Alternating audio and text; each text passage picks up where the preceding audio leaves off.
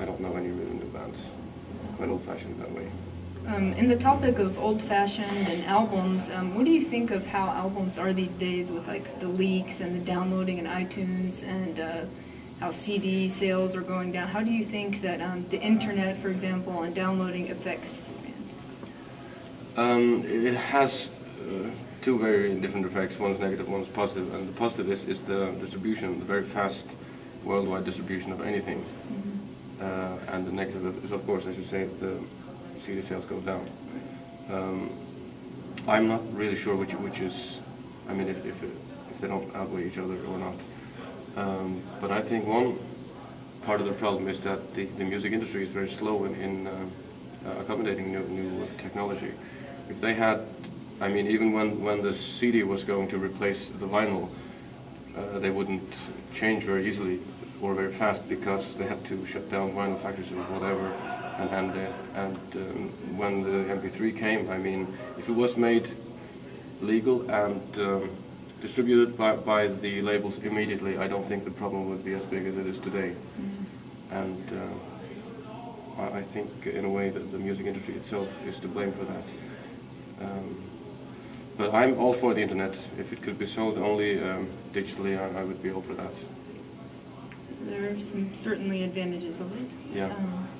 When it comes to the longer progressive songs as opposed to the more straightforward songwriting, do you find that some of them are more easy to play live? Like, which particular songs do you enjoy to play live the most? It's always more fun to play the songs that get the best crowd reactions. Mm-hmm. Some of them can be very difficult. Some of them, I mean, naturally, the ones with very difficult passages or whatever take a lot of work to play live, but we play some quite difficult songs. It takes us some time to get used to it, playing it live, and to rehearse it to a level where it's acceptable. But if that song is one of those that gets a great crowd reaction, then it's all worth it. And it's just no fun playing live a song where people just stand and stare, so that's the criteria we go by mostly. When it comes to the language a song is written in, do you usually decide that immediately when you have a concept in mind, or just after writing the music, like in English or Faroese? I have an outline of the concept when I start writing music, but the final lyrics are the very last thing to be done. I usually do that almost while I'm singing it. Mm-hmm. And I don't decide in advance if I'm going to write it in English or Faroese.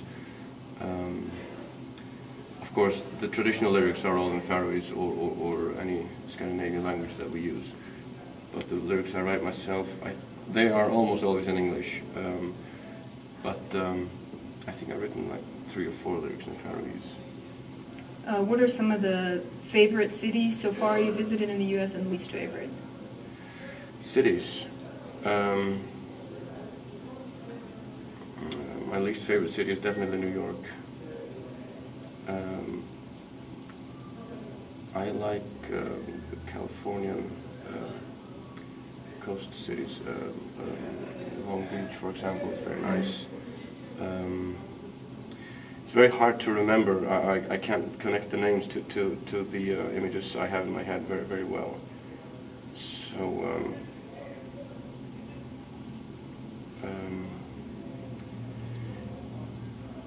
if I may mention the Canadian cities, Toronto also is a very nice city, I think.